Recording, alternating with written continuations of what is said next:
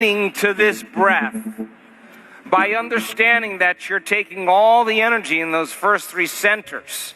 How much energy does it make to create another life form? That's a lot of potential energy, yes? And instead of releasing it out, we want to draw it up into the brain. Are you with me still? Now, you have a bone down here at the base of your spine called your sacrum bone. Did you ever see it? It looks like an upside down triangle. You got it? And on the plateau of that sacrum bone, that upside down triangle, sits the spinal column. And those spinal vertebrae go right up into this ivory cavern called the skull. And it houses the most delicate system in the body, the central nervous system. And the central nervous system controls and coordinates all other systems in the body. It's the wires that run the machine, and here's the big storehouse of information and regulation. And all happens up here. Are you with me still?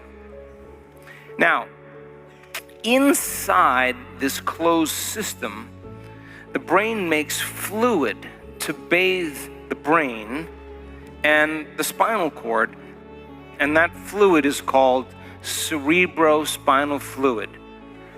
Cerebrospinal fluid has some functions. It creates buoyancy for the nervous system to kind of float. It has a protective measure if there's trauma to the brain or to the skull. The fluid protects it against its bony edges and kind of slushes around in there.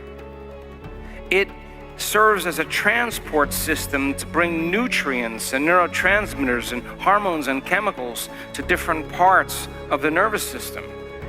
And its very substance enhances conductivity or electrical charges in the brain, so it's really important.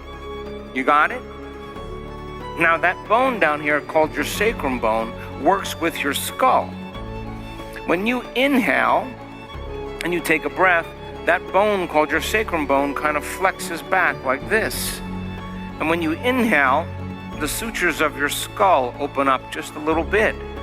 And when the sutures of your skull open up and the sacrum bone flexes back, that cerebrospinal fluid drains down because there's more volume. You with me? And when you just naturally exhale, the sacrum kind of flexes forward and the sutures close, and when that happens, it closes the system, and when the sacrum flexes forward, it propagates a little wave, and it pushes the fluid up. So the mechanism of inhaling and exhaling kind of moves this cerebral spinal fluid very slowly. And it can start at the base of the spine, it can go all the way up to the brain, and there's 4 ventricles in the brain, 4 openings. Goes through all those different chambers, goes around the brain, comes back down. It takes about 12 hours for one molecule of cerebrospinal fluid to make that journey. So you flush your brain twice a day. You with me? Now, I looked this up, and if you look at cerebrospinal fluid, it's basically proteins and salts that are in solution. Now, if you take a protein molecule and you take a salt molecule and you drop it in a solution, they all of a sudden develop charges. Are you with me still? So cerebrospinal fluid has charged molecules in it. Now, what would happen if you blew all the air out of your nose all the way? When you blew all that air out of your nose, you locked down your perineum, the muscles you use to eliminate front and back, muscles you use for intercourse. If you were to squeeze those muscles, pull your belly button to your spine, and lock your core right here and squeeze like that, if you were to do that, which way would that cerebrospinal fluid move? Up. And if you were to couple a very slow, steady breath with the intention of pulling that energy from these lower centers all the way up to that pineal gland in the back of your brain, and we'll talk about that in a second. If you could couple your breath with the contraction of these muscles, as you breathe and you squeeze, you start moving this cerebrospinal fluid up towards the brain. How many people understand? Now, Engineers and scientists in this audience and physicists will tell you if you take a charged molecule or charged molecules and you do this, when you accelerate a charged molecule, it creates an external field called an inductance field. And it moves right in a circular fashion in the direction of the movement of the charged molecules. Are you with me still? So if you moved several charged molecules all at once, that inductance field, as it moves, could literally draw energy from these centers up towards your brain. This breath is not a passive breath. This is a very engaging breath. And it takes a little passion, some presence, and the desire to want to have the experience. And it takes a little practice coordinating this one slow, steady breath with the contraction of these muscles that you use in other ways. And I'm asking you to coordinate it with the breath. And if you get a little passionate and you start doing it and you have a target, that pineal gland, one slow, steady breath, you're pulling that energy up, pulling up your perineum, pulling in your lower abdomen, locking down your core. And as you squeeze like this, as you draw the breath up, which way is that fluid going? And you're creating that field. You pull it up into your chest. When you get it up into your chest, your shoulders come down. You lock your entire torso, all these muscles, and you squeeze like that. You bring it through your throat. You straighten your spine. You finish your breath right on that pineal gland, right between the back of your throat and the back of your head. And that's your target. Are you with me still? And if you keep doing this and you start accelerating that fluid, that energy begins, as it moves, the energy begins to move up like that, and the sympathetic nervous system switches on. And once that sympathetic nervous system switches on, there's an arousal. And that energy is not going to be moving out.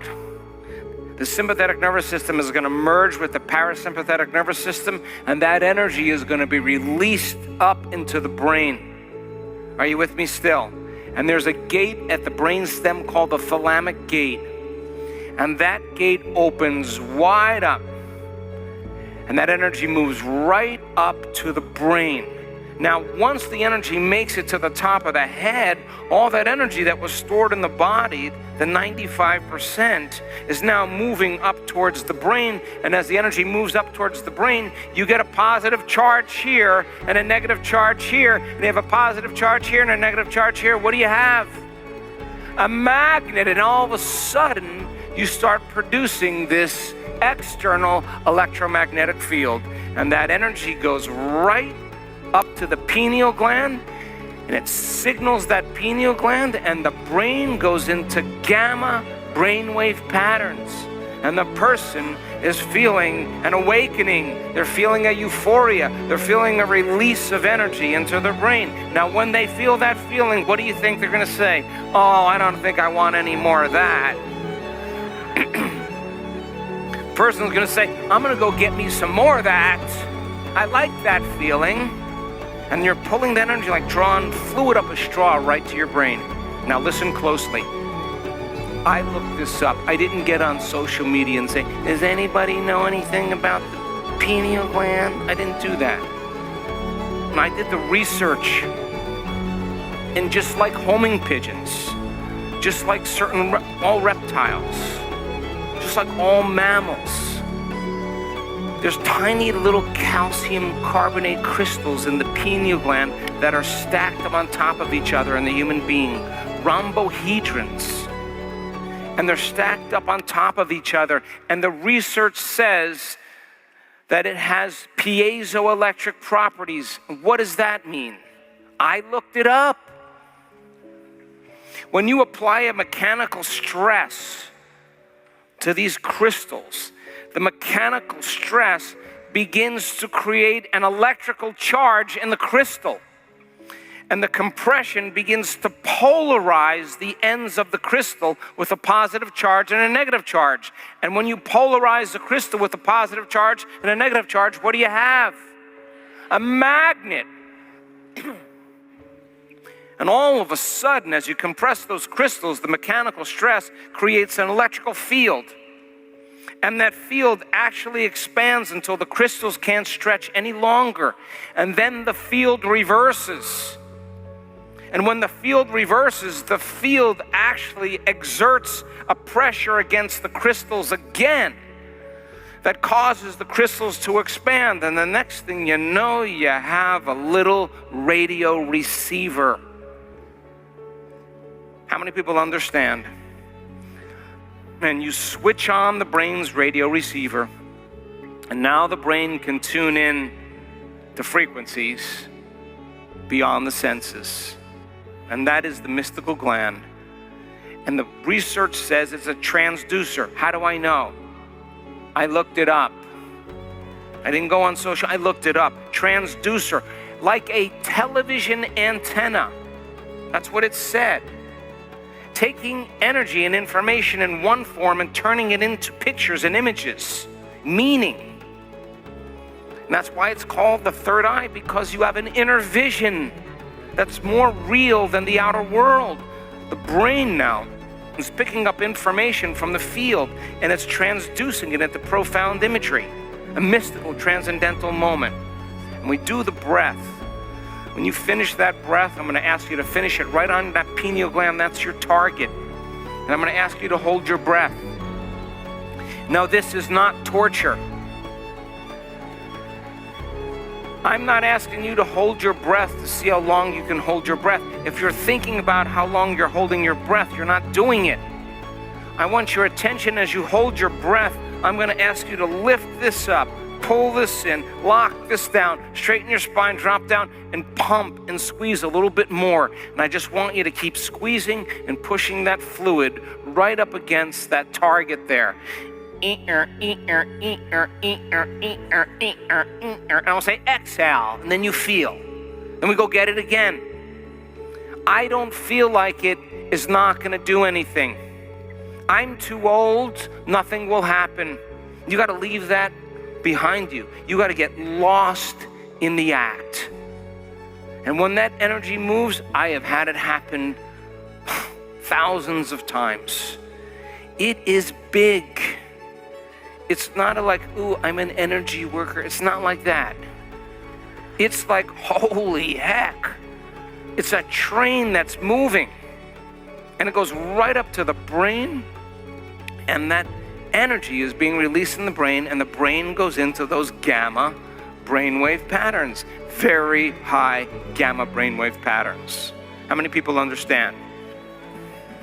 Now, what I want you to do, just follow my instructions.